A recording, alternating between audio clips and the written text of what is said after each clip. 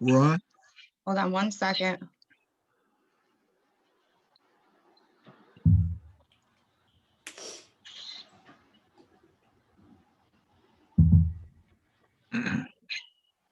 All right, you're good. Okay, good morning, everyone. We want to call the meeting to order. Monroe County Industrial Development Corporation. This is the February 9th, 2021 meeting. And we'd like to go to the approval of the minutes from our last meeting, which was December 8th of last year. If everybody has read that, we need a motion. Motion to approve. This is Joe Rizzo. Give me a second. Dave Brooks, second. All in favor? Aye. Aye. We're going to do the local labor report. Kevin, are you on the call? Yes, Give I the am. December report. Okay. You want the December report first? No, there were no labor exemptions in December. I remember you did that report. Just give us an update on what you have. I'm sorry. Oh, I have the January report if you'd like me to do that one. Yeah, we'll take that. Sure. So this report covers our visits between the 1st and the 31st of January 2021. During this period, we made 6 monthly site visits. We made 0 follow-up visits during this period. We checked with residency for 96 workers. We had 0 issues with non-compliance during January. As of January 31st, all monitored signs were in compliance.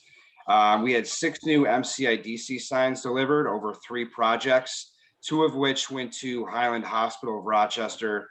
3 signs were delivered to University of Rochester and 1 for Rochester Regional Health. Okay. Any questions for Kevin? No, all set. Okay, thank you very Thank much, you. Kevin. You're welcome. Have a nice day. Is Greg here? Yes, I'm here. We're going to do the financial report and Sure. a quick overview, I think, for last year too. Yeah. Thanks, Hanif. As Hanif mentioned, just a quick overview on 2020 because we didn't have a meeting. At a very high level, our revenues, excluding the contribution we received from Comida to assist the emergency loan program of $1 million. So to normalize our operations, that revenue ended up at almost 1.6 million, obviously fueled by the 1.3 million in our bond fee income. So 1.6 million compared to our budget of 220,000 was a significant increase over last year, and also about a 1.1 million over what we did in 2019. So all good on the revenue side, and in addition to expenses, same thing. We actually our expenses ended up about $1 million in 2020 compared to a budget of about 1.6 million, and compared to prior year about 1.5 million. So all of our metrics moving in the right direction, increase in revenue and decrease in expenses, resulted in a net normalized, revenue of expenses of about 600,000. So all good for 2020, which is something to be said, during the pandemic. So, and I'll turn, kind of shift into January a little bit here. You can see you have January's numbers in front of you. Again, pretty benign, not a lot going on in January, but pretty consistent. Our balance sheet remains very strong.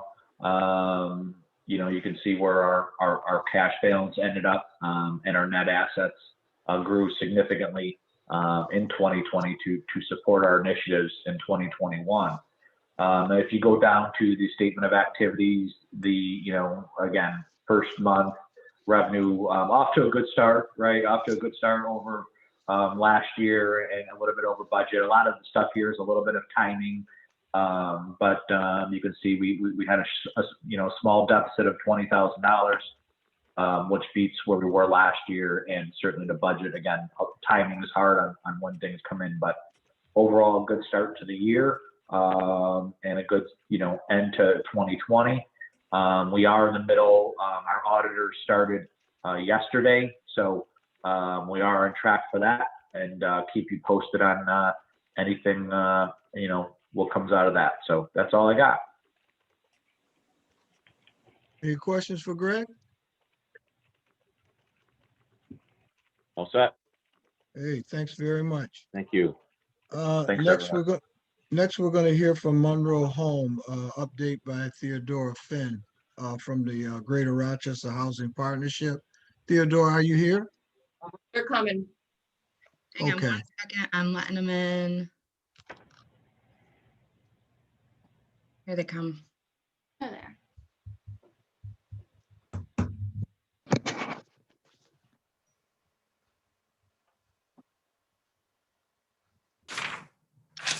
I think she can.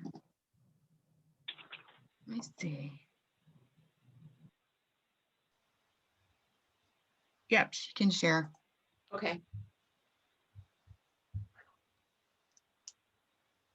I think we're gonna let Theo share her screen to give us a PowerPoint. We can figure the technology out.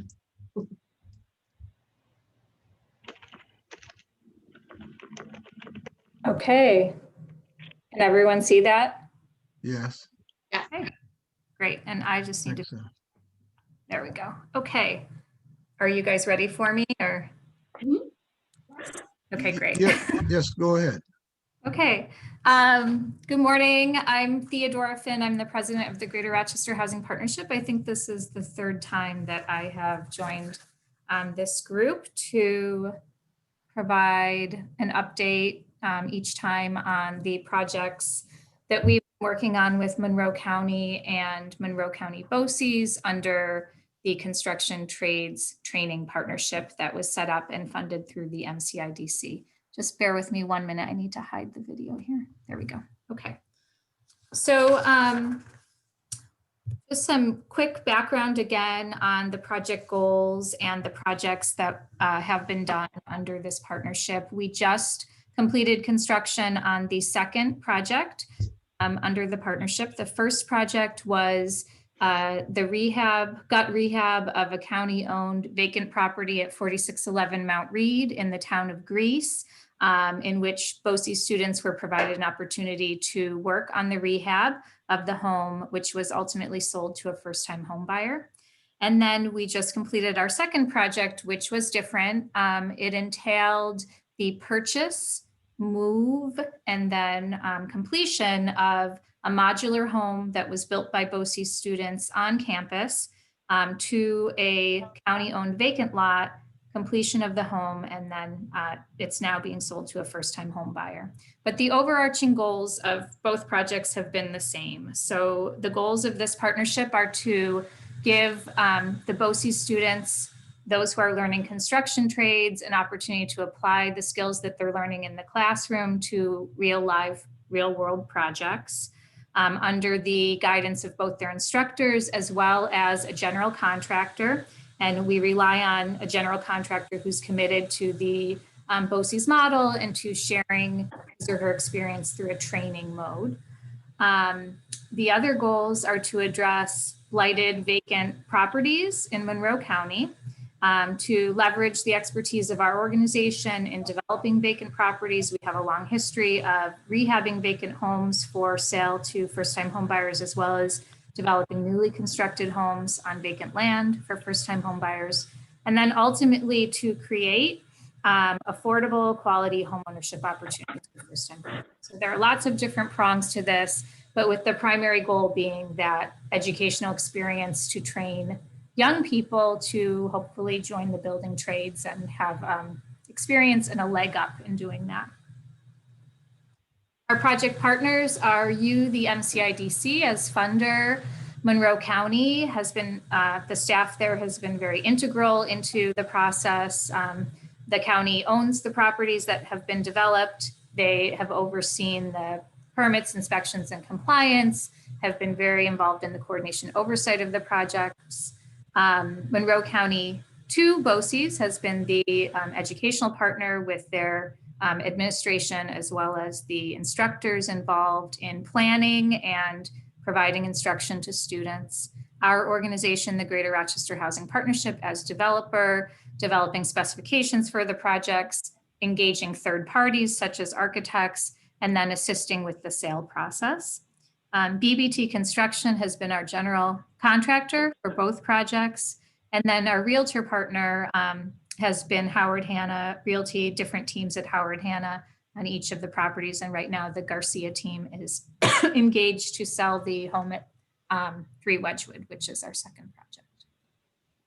Wanted to revisit the timeline with all of you. When we were here giving an update in June, we were sort of at a point where we had to figure out what to do because the pandemic had a major impact on our plans for this second project. So just to give you an overview over the past 12 months of where we've been and what some of the things that have occurred have been. So last January and February, we worked to, really our general contractor worked to build a foundation on the project site. And then to move the home from the BOCES campus to the project site. And then we started engaging with the administration at BOCES and the instructors at BOCES to plan for a robust spring semester of student involvement in helping construct the home with a completion timeline of last June. The move went really well. We had about 40 students out there at the site to watch it and see how the foundation was built and how a modular home like the ones they build on campus can be installed on a site. And then right after that, the pandemic hit, and that was a big blow to our plans in that, you know, not only did the pandemic have an impact on construction, but also on the student engagement piece. In March, we know that, you know, across the board, students were sent home for at-home learning, and it ultimately was one of the reasons that we halted construction, with the other being that we didn't really know under New York State guidance what we could do in terms of continuing construction, what protocols would need to be in place in terms of COVID protocols and that sort of thing. So we had to halt and pivot and figure out the plan going forward. In May, ultimately, New York State did allow construction to resume on all projects, and this one fit into that bucket. But the students were still not back to school, and they wouldn't be back for the rest of the year. So we had to figure out, you know, what's the best course of action, and that's when we came back to the IDC to share that our team felt that, you know, waiting until the students coming back to campus potentially in the fall would be detrimental to the project. We had this now vacant home sitting on a piece of land in the town of Clarkson. The neighbors certainly wanted to see it get done. We didn't want to see any further deterioration to the structure because of it sitting there. And so we agreed, and I think the MCIDC agreed as well, that we should move forward with continuing construction, try to integrate student opportunities as possible. And so the contractor did, that sort of coincided with the potential for summer job opportunities, and the contractor did offer, I think, 4 positions to students from the different trades. And he ultimately hired 3 students who were with him for a brief stint before summer ended, and they had to, they went on to other things. I know one went into the military and others went into other jobs. So they did have that opportunity for a brief stint. And then construction really started up in late summer, early fall. And at that time, the students returned to campus. And so we were very optimistic that students could get back involved in the project. And there were some opportunities for the students to get back on site and to get involved, as well as instructors, you know, facilitating some remote learning by going to the site and zooming in or using, I think, GoPro video cameras to bring some learning from site to the campus. So they resumed with a hybrid training model. It meant that there was not a whole lot of time for students to visit the site, but they did visit the site on a limited basis during that time from September to November when they ultimately went back to remote learning. And so construction progressed and really just finished with all punch list items being done in January. And now the house is complete and was just listed for sale for purchase by a home buyer. And I'll show you our finished product. Just a note, there are no income restrictions for the buyer. The home is restricted to a first-time home buyer and is being reserved for teachers and first responders for the first 7-day window of the listing. Here's our project budget. Did want to share the numbers back with you. I think I went over this in June. These are still estimates, but we're close to having final numbers now that we're near the end of the project. So there was an acquisition cost to buy the structure that was built on campus. And really, I think the acquisition of the structure was aligned with the material costs that BOCES incurred to build the structure. And then there was a cost to move it and set it on the property. There are a number of soft costs. You'll see from the photos, we did some enhancements to the existing structure to fit it into the neighborhood and to comply with zoning requirements. So we had to engage an architect to help design those enhancements as well as the foundation.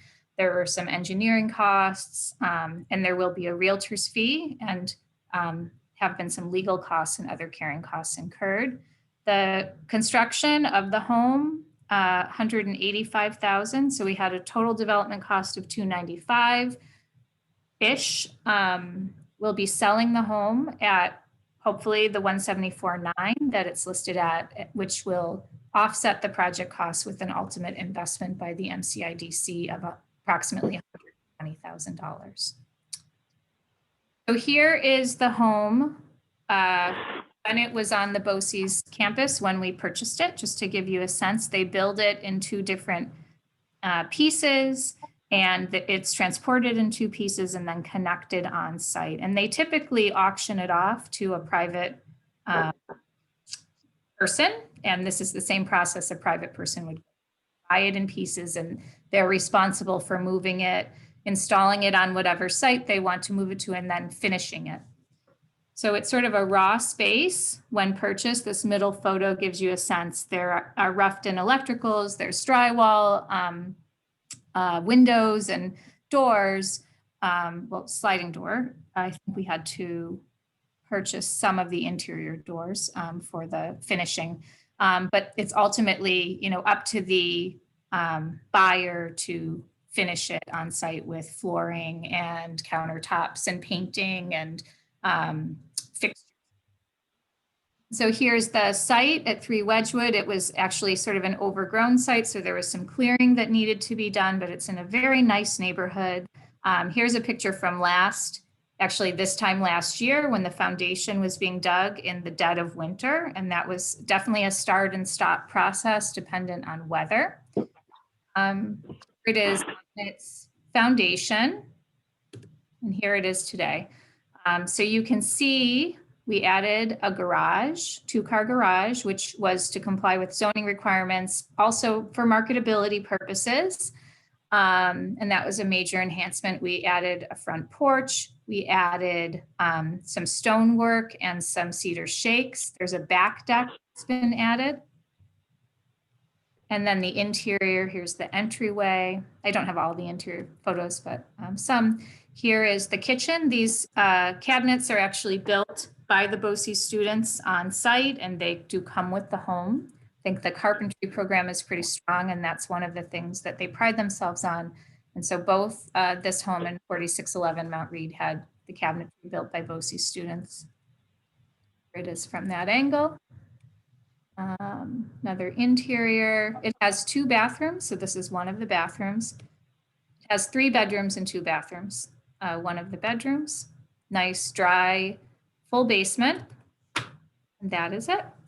So just wanted to thank the IDC for your support of this project. I think of all of the work that our organization has been doing this past year, we do a lot that is construction focused, and COVID did present challenges across the board, but for this one in particular, in that we had a double whammy of the impact on construction as well as the impact on the educational system, you know, it definitely did have a unfortunate challenge for us, but getting to the end is great. And I think the students would be very proud of seeing the finished product and are very proud of the work that they've been able to do here.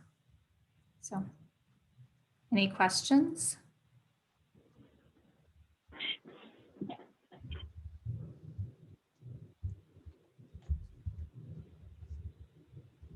Excellent. Thank you very much. This is Joe Rizzo. Yeah.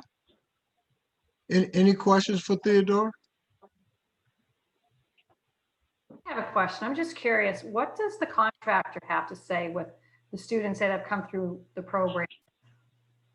I think it's been very positive, actually. I know that after the 4611 Mount Read project, he actually hired on at least one student full-time, which is, I think we were all very excited. That's sort of the ultimate, right, outcome. And this particular contractor who has worked on both projects, I believe went through a BOCES program himself, as well as his son went through BOCES. And so he believes in, you know, the model. And I think just feels very invested in that. And I think that the engagement of the instructors in the process, who are really there to help oversee, sort of facilitate and make it easier, right, for a contractor to get on board with whatever the students are bringing in terms of their skill levels. I think it's a great program and the finished product is beautiful. Yes. Thank you. Yeah, it's especially to come over the hurdles of COVID to get it done. I can recall when that construction stopped last year. Yeah. But it's a beautiful home. So thank you. Yeah. let's hope that we can get it sold and we can get a family in there. Yep. Now, Wedgewood is where in the county? It's town of Clarkson. So Clarkson, right. Okay. Yeah, and that's one of the parameters of the model, is that the site for each project has to be, I think, within 8 miles. I'm looking at Shannonville, within 8 miles of the school, because they transport the students, you know, between classes to the site to do the work. So that was one of the reasons that this particular site was chosen from the county inventory of vacant land that they had available.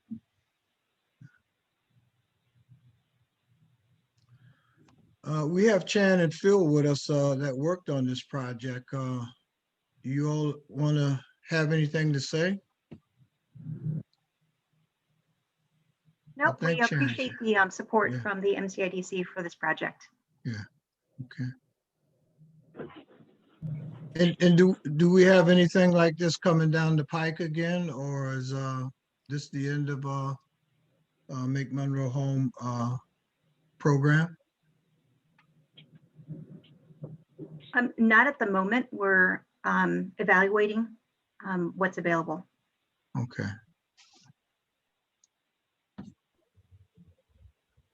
Well, if there's no more questions for Theodore or Chan or Phil, I'd like to move to the executive committee report, if that's all right.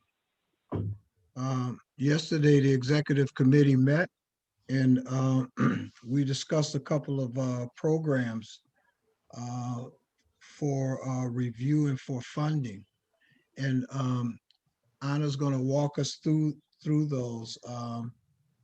It's the Monroe County, the Monroe Orleans BOCES 2 for CDL license. And we want to discuss a new pilot program, the Retain Monroe program.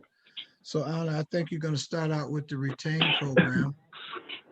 Yes, can everybody hear me all right? You're a little...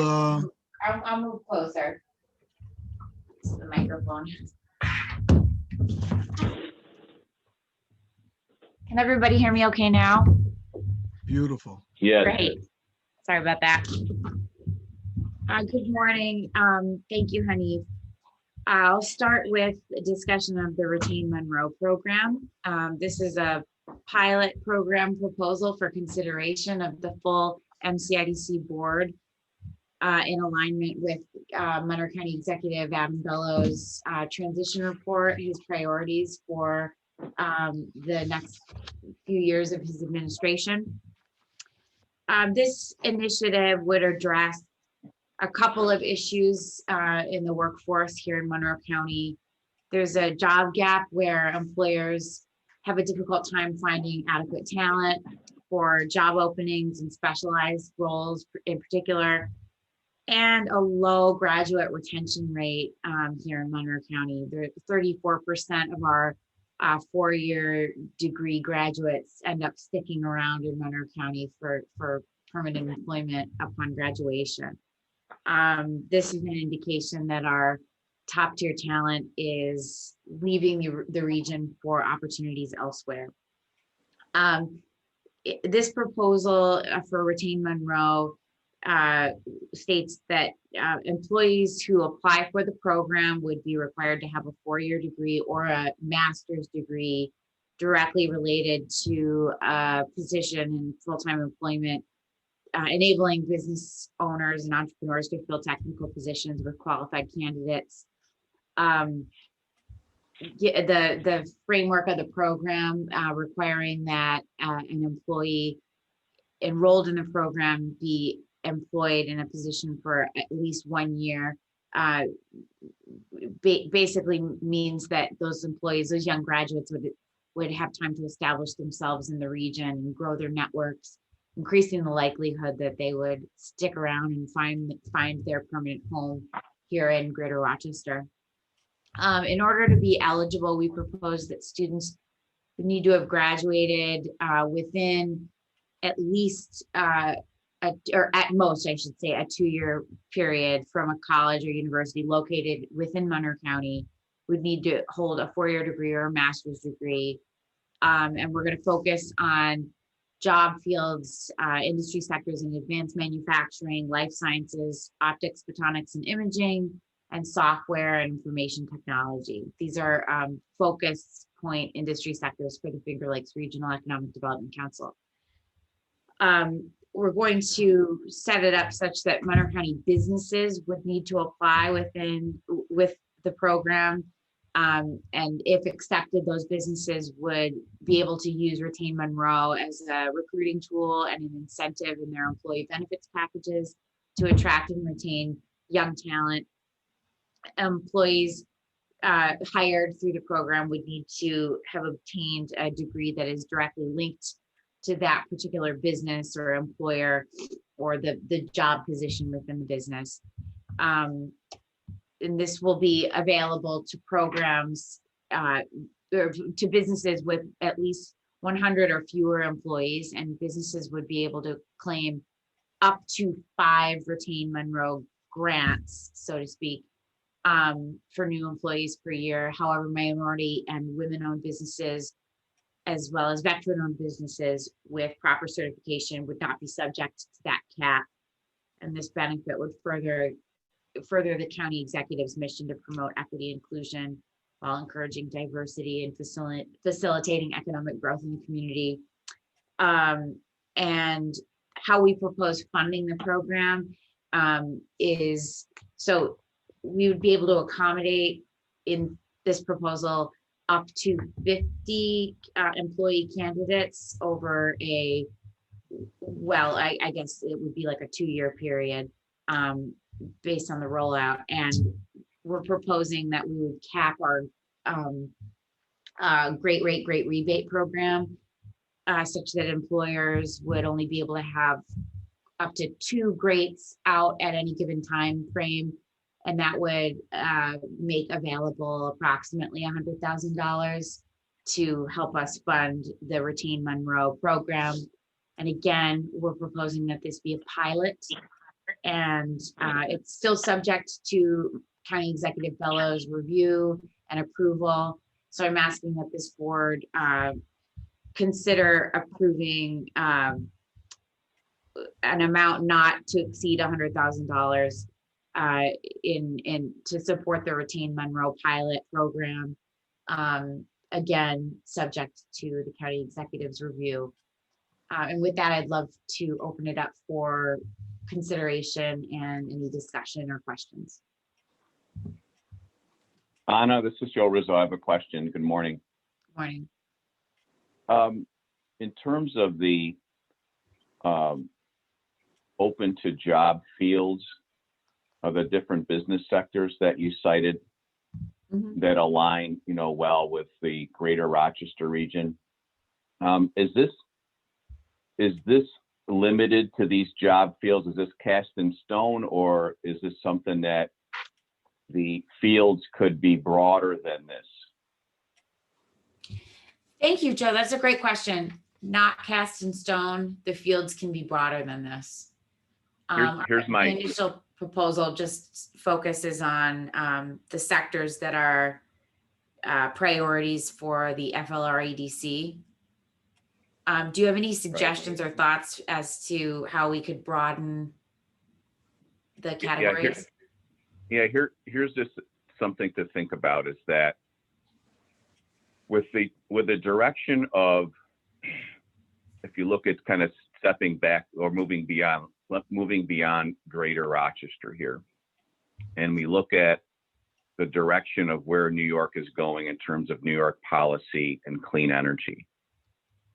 Something to think about is that for individuals that are exploring more into the clean energy space and energy efficiency and renewable technologies, if those areas as well would tie well to the broader, direction of New York State.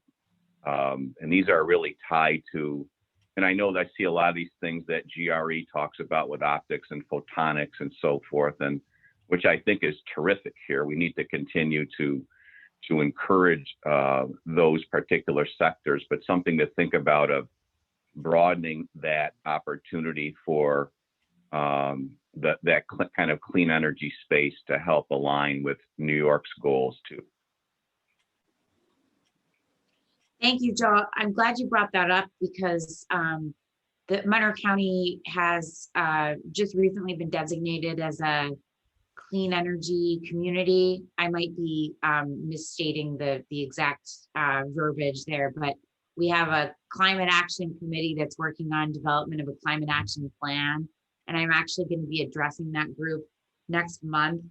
They have some pointed questions about how is COMETA and MCIDC, how are we treating clean energy as a priority industry sector?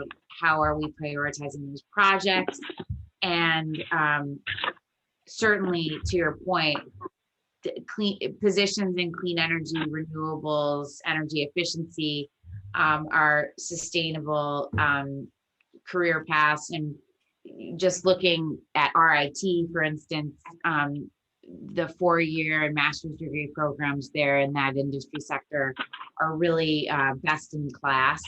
And we've got quite a few projects underway here locally in solar, for instance, and then you've got the Plug Power project coming online in hydrogen fuel cell technology. And I think the way I stated the proposal, I said advanced manufacturing, life sciences, OPI, software IT. I should have also said just in general engineering and just the sciences as a larger category, not just life sciences, but science. So yes, to your question, those types of job positions would be certainly considered and eligible for the program. Does that Excellent, answer your question? Pardon? Does that answer your question or your concern? Do you have other comments?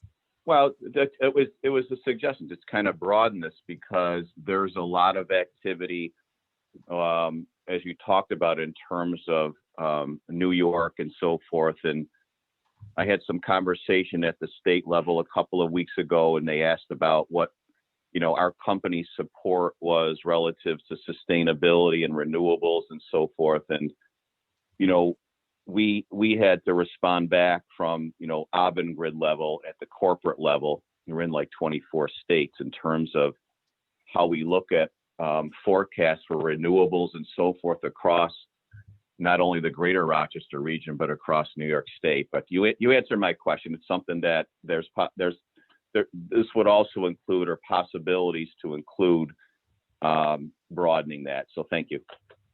Thank you, Joe. And we were just recently designated as a climate smart community. So that makes the proposals stronger, just by broadening it to that area. Are there any other questions on the retained program? And this is Dave Brooks, and I think it's a really neat program. And my question may be way too deep in the weeds, but I was curious after reading this, are these grant funds being provided directly to the employee by Monroe County? Or are they flowing through the business? So the money is actually going to the business and then to the employee once they've qualified for the program or met the program requirements. And then furthermore, we're in tax season. Are these grant funds taxable to either the business and or the recipient, the employee recipient of the funds? And how is that recorded? Thank you, Dave. In this proposal, we have it structured so that the employee receives the grant directly from MCIDC, similar to our Monroe Manufacturers Jobs Program. And yes, they would be, to my knowledge, taxable. It would be considered a form of income. And is MCIDC equipped to provide the tax reporting documentation to the recipients? Do we do this? Bonadio will issue, just like they do with all the other people, they do issue 1099s at the end of the year to everyone who has received payments from us. Yep. Thanks. Good question. Only you can answer a question like that, Dave. Sorry about it. I didn't think about it. Are there any other questions or concern with the program? I want to say at yesterday's meeting, the executive committee recommended that we go through with this. And I think we described it as a pilot. I'm not sure, but it would be subject maybe to a review. And we would know to go continue to go forward with it. Maybe after looking at it, is that what we sort of discussed yesterday? Yes, that's correct. Yeah. Thanks, Anif. So I take a motion right now to accept the retained program, and if we can have anyone to move that motion. Move it. Second, this is Joe Rizzo. Second, all in favor? Aye. Aye. Aye. Aye. Any opposed? Okay. All right, so this passes, Anna. Good job. And Thank you very much. We'll look forward to monitoring this and seeing how it goes, and hopefully this is it's going to be very successful for us and helps us to retain our professional folks and people in this community. The next program that we want to discuss is one that I'm pretty familiar with, the Monroe BOCES 2 for CDL licensing program. And is Joe here today? I mean, Thomas? I'm here. Thomas, you're here? I am.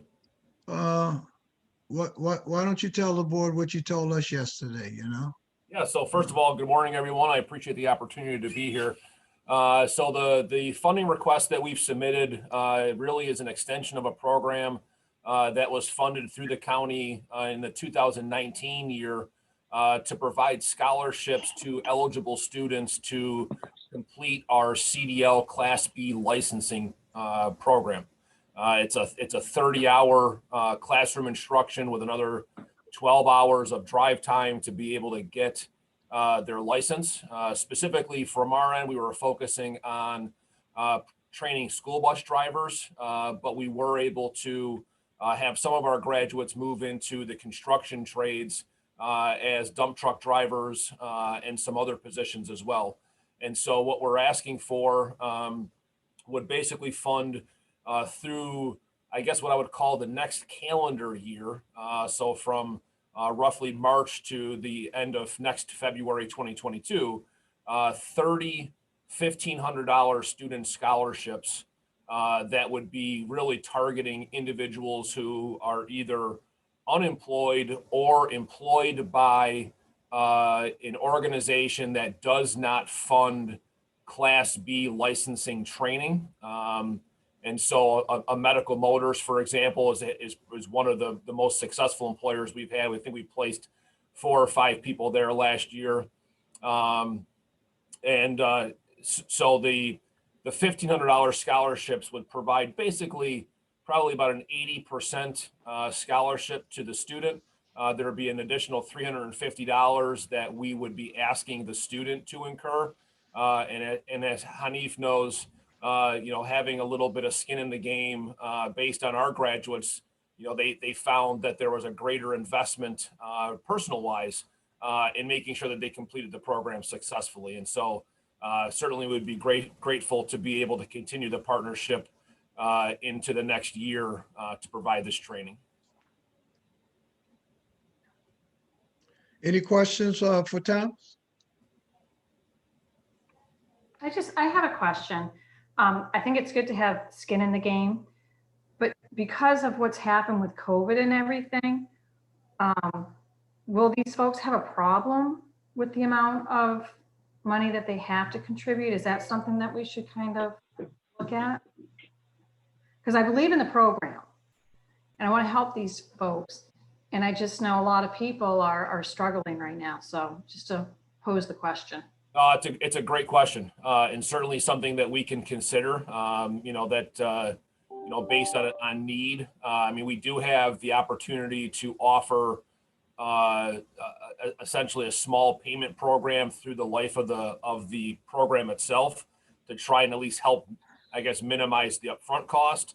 But I certainly would be open to exploring, extending the scholarship. I guess I would just need to think about how we would vet the level of need. So, but I'm open to considering that. I don't know if that answers your question or not, Lynn, but That's a good question, Lynn. it is a good question. And I really didn't think of that myself.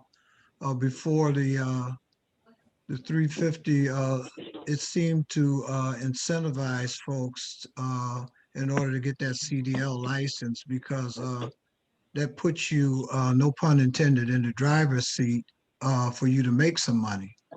And so, it was very successful before, and we didn't have any problems with folks coming up with that initial fee.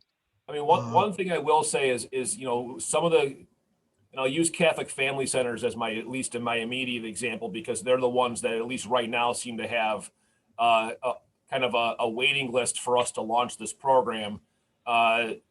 It's my understanding that Catholic Family Centers is going to be willing to cover the additional $350 cost for participants to come through the program. And so, at least as one example, and I certainly would be, I'd work with Rochester Works and some of our other community partners to see if there's additional funding out there that might be able to cover that cost. And if we don't change the model, and then we certainly can change the model and just reduce the number of scholarships available to stay within, the funding level that we're asking for. But so far it's 30 individuals. 30 So, individuals with yeah. the current framework that we have, yes. Myself and Peter Hen, we were at the one of the graduations, and folks were very enthused, and they had an opportunity to actually choose between a couple of companies in order to work for, you know.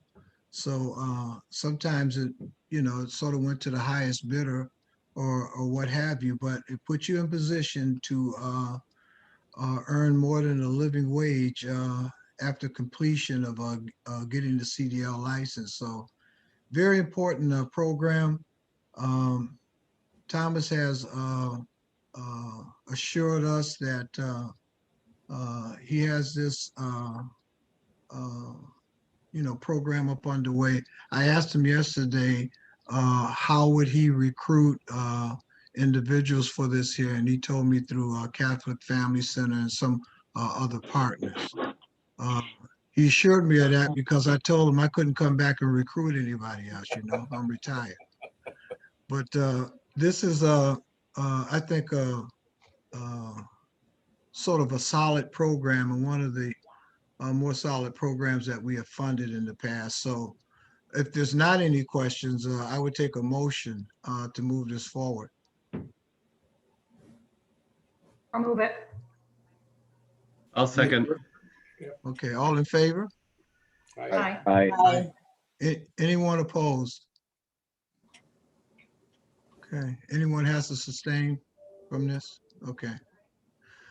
So it passes, Thomas, and you, we everyone. look forward to entering this partnership again, and you know, Godspeed on this program right here. Thank you very think much. it's I gonna appreciate it, everyone. really assist our community. Absolutely. Okay. We've got a couple of more items on the agenda here. My former colleague here, Lydia Burr. Lydia, where you at? Right here, honey. I think she wants to inform the board here about the smart audit Right. that either I'm hoping that we're in compliance, right? So you'll recall that we were notified in November. Yes, Hanif. We were notified in November that the SBA was performing a smart audit on our portfolio and our other activities relative to administration of the SBA 504 program.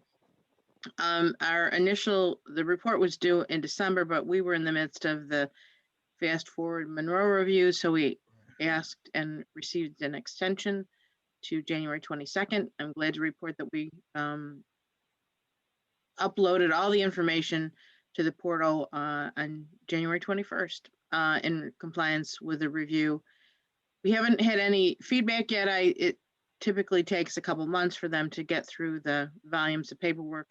There were some things, because we're all working remotely, that may not have been presented in the fashion that we would have liked, but it worked.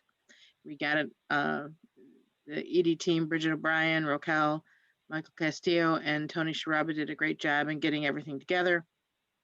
And as did Robin and Allison and Mary Beth, and because there were a number of board items they were looking for. One item was minutes and back to 2015. So it was a large volume of work, got it submitted in a timely fashion. So I want to thank everybody for your assistance. I And think I signed those minutes before I left. yes, yes. Yeah. So we will keep you posted. I'm sure there'll be a report, and then we'll craft a response. Lydia, quickly for me, could you tell me what the acronyms are for SMART? I just don't know. It has to do with risk assessment. I don't know off the top of my head. I can get that to you. I can pull it up because I looked this up back when we were told that we had a smart audit. Hold on. Smart components. Sorry. S stands for solvency and financial condition. M stands for management and board governance. A stands for asset quality and servicing. R stands for regulatory compliance. T stands for technical issues and mission. Oh, well, damn, good job. Good A job. little bit of a Lydia. word salad there, yeah. Damn good job. Oh, boy.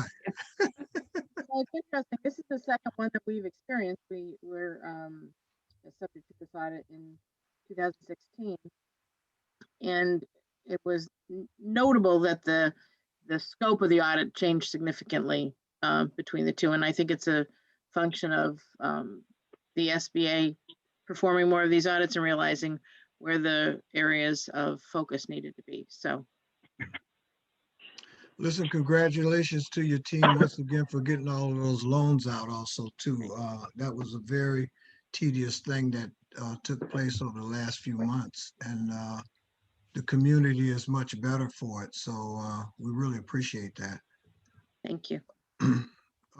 Last business here, is Tim Brown around? Did he show up? Tim, you here? I am here. Anna has an affidavit to read. We're gonna do a drum roll first. This is important stuff. This is You're gonna very be thrown important up. So listen, hear ye, okay, Anna? Read it in a way. Oh. All right. Thank you for the drum roll. Timothy J. Brown, having been duly cautioned and sworn hereby, states the following based upon personal knowledge. He is a member of the Monroe County Industrial Development Corporation with the County of Monroe. He is also an employee of Key Bank National Association and serves as a business banking sales leader. Key Bank and Key Bank Capital Markets, Inc. are each subsidiaries of Key Corp. He is not an officer or employee of Key Corp. He owns stock in Key Corp, which represents less than 0.1% of the outstanding shares of the company. In connection with his commencement of service on Monroe County Industrial Development Corporation, he is providing notice of his association with Key Bank and plans to withdraw from all decisions and deliberations related in any manner to matters related to his employer. Let it not be said that Key Bank does not take compliance seriously. Listen, all of that legalese language was done by Rachel, so we'll give her a hand. Rachel and I have been trying to Thank fight you doing for this that. for about 2 years now, but Yeah. I lost. And I Lost the think battle. every month we're gonna have sworn affidavits for everyone else too, so the rest of you all get ready. You're Welcome to fun. choose the contents of your affidavit, whatever you want to say. Thank you. Well, listen, we've gotten through the meeting here. Are there any questions or concerns? Any comments? This is Everybody Joe Rizzo. staying safe? Yep. Has anybody gotten the vaccination? Anyone? Nobody yet? Okay. Nobody? Oh. So you guys are not essential workers, so that puts that off the table. You're On not that essential. note. Well, listen, continue to stay safe, and I hope that we start returning maybe back to normal during the summer. I sort of missed the jazz festival and getting out, but I'm hoping that things start opening up for us and folks get well. And you know, I'm fortunate that I can serve as a president of this board, because if I had to come in to the office or some location, that just wouldn't happen. I mean, this is ideal for me. You know, I'm in the comfort of my home and stuff like that, and we're still able to take care of business. So we look forward to seeing you at the next meeting in March, and make sure that you all stay safe and well. And I will look for a motion to adjourn this meeting. I'll move Dave it. Brooks, Dave Brooks will second. All in favor? Aye. Aye. Okay. Right. Have a great day.